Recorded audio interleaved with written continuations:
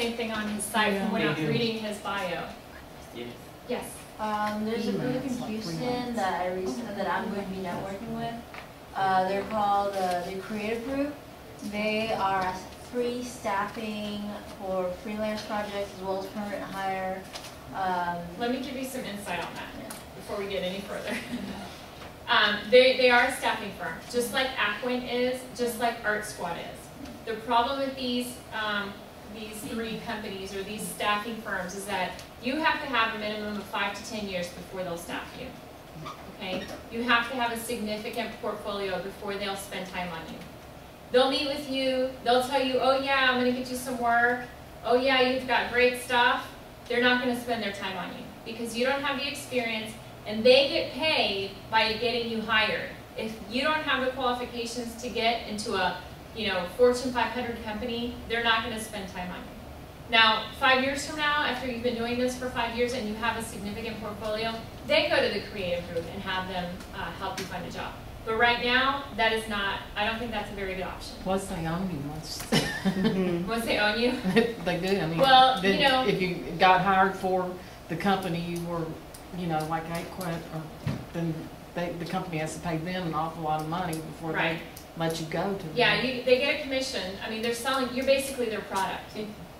You're like the tissue box on the shelf. They're going to sell you, above Kleenex because you have softer skin, So if you don't have those qualifications, they're not going to put you on the shelf. So just keep that in mind. In the beginning, that's not a good option. No. In the future, it is. Yes. Now I've seen for startup designers, a lot of them when they do work, they don't charge a lot, but they include their website on the print work. So it's free marketing, so if somebody gets a brochure, flyer, whatever it is, they look at it and they can go visit your portfolio online.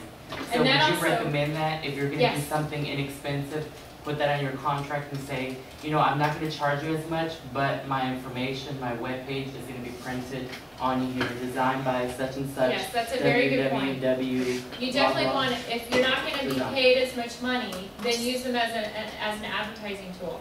Make sure that they're okay with you putting your name and your website on their piece. You can even put your copyright information. You can put copyright Susanna Armstrong 2010 and your website on there, as long as they agree to it. Okay? If they agree to it, yes, that's a great way to get yourself, your name out there and your skills known. Okay? But I think online sites to do freelance, promoting yourself on Craigslist, word of mouth, I mean, the more you tell people, I can't tell you how much work I've gotten just by telling people I'm a graphic designer.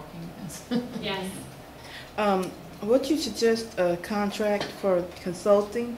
I'm seeing this like if you, like I'm just getting started, I'm getting out there, getting my name around, but if they don't exactly know what they want, especially with a web design, they don't have the money to pay for a website, and they have these sites called Wix.com or the other one I saw on TV, they go on and set up their own site for their company, but I go through and try to talk her through it.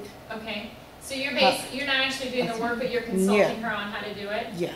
That would still require an agreement. I would still give them an agreement. Of course, it's going to be highly modified because you're not doing as much of this work, but you still don't want to sell yourself short, and it's still your time. So you want to indicate how much are you willing to do for them. You're willing to do research for them. You're willing to spend 5 hours a week of your time available for her for any questions that she has. You're going to spend, maybe 2 hours a day helping her figure out how to do something. So think about how you want to make yourself available to her to consult her, and put those terms down on the paper. Okay? Because again, you don't want to say I'll help you for $200. And next thing you know, she's calling you in the middle of the night because she needs, a question answered. So be specific. I'm available for you on Saturdays from 10 to 2. I'm available for you, 5 hours a week between 3 and 7 in the evening. Be very specific on your availability to that client. Okay. Okay. Okay. But is there like consulting fees or a schedule? Have you had to do something like that? Or? Well, yeah, definitely. You definitely want to charge a consulting fee. I mean, because you're spending your time on her project. So you want to charge, maybe you set up that schedule 3 to 7, Monday, Wednesday, Friday, and so many times on the weekends. is gonna be $200 a week. Mhm. Anything more than that would be an extra $50. Oh, okay. Okay. It hasn't been that long, it's just a couple of times. Yeah, She's so- been able to do a lot herself. Yeah, just indicate how much time you're gonna be available for, how much she wants to pay for it, how much you wanna charge her if she goes over that time, and that it's a minimum. So if she doesn't call you, say you're making yourself available to her 5 hours a week, and she doesn't call you but 1 hour, she's not gonna get your money back. You know, she's not gonna say, well, I only called you once this week, so I want $200 back. No, this is what we agreed upon. If you don't wanna call me that whole time, that's fine, but I was still available for you, so you still have to pay me, and that's the minimum, Mhm. okay? You had a question? And just good at like getting yourself out there. Like go to websites like GigaPoster or Threadless. Cause like Threadless in particular, like if you get a T-shirt design, if your T-shirt design gets picked, you they give you $500. And if you get T-shirt of the year, $20,000. Oh, that's good. You can also enter a lot of contests, you know, like these clubs that we were talking about earlier, the Houston Ad Federation, the Houston Art Directors Club, sometimes these printing groups. There's always contests going on online. Some of them print magazines or web magazines, they have contests going on all the time. Always submit your stuff because you never know when you're going to win. And if you do win, you get free advertising because your name is put out there publicly and your work is put out there publicly. Okay, if you put it out publicly, should you go through the effort of legally copyrighting? it? Yeah. Mhm. Okay. I mean, I would, you know, I would. If it's 'Cause really I had nice stuff work. stolen from me. You know. Yeah, I mean, Once if upon a it's time. work that you spent a lot of time on and you really are proud of that work, by all means, I would copyright it. You don't want someone else taking that idea. Okay?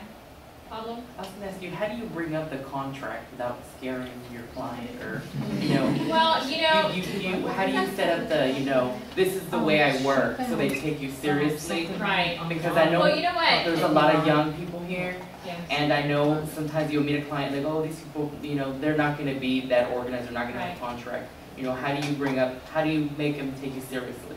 Well, if they don't take you seriously, that means that they're not serious about it.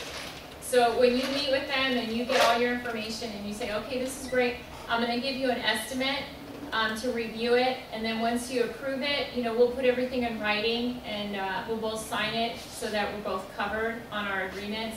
You can bring it around that way instead of actually saying, I'm signing a legal document here and you must sign it or I will come after you with the police and sue you.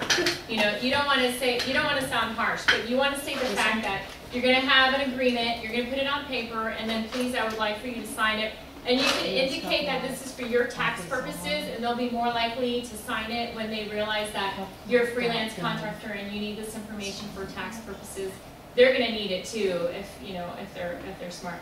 On the other hand, you know, if they freak out and they don't wanna sign a contract, then you don't wanna work with them because they probably weren't gonna pay you in the beginning anyway. Okay? Liz, can you post some of those sites you were talking about? I mean, email us, like, Yeah. whatever you said. Sure. Whatever. Threadless, cause like there's Red, what is And it? then there's a Threadless. 99 Threadless.com. designs or whatever. there's also some also like Oh, Behance. Guru.com is another one. Guru.com is another freelance site. Behance is a creative portfolio place where you can go and like it's like Flickr but more professional. Geared towards creative, and they also have they recently launched a site called The 99%, and it's about being productive and making ideas happen. I mentioned that last time, I believe. Copy me on your email. I'm not listening. She said beehives, but that sounded like you do it too, like little bees. Like I said, like I just spoke at the Denver convention. I was able to meet and speak with the founder of Behance. Oh, wow. Yeah, and he has a book out. It's called Making Ideas Happen. Good. So you guys should check that out. That's awesome. It's very inspiring. Check it out sometime. All right, any other questions about what we've discussed today? Or anything? Okay, let me give you guys my email address. I'm sorry? Oh, you have one more? Yeah, I have one. This might be in there, but how many edits do you normally do with a client? Because I've gotten screwed over where I counted it because I went through emails about 25 edits. Oh, the project that I told you, we had 45 minutes. 45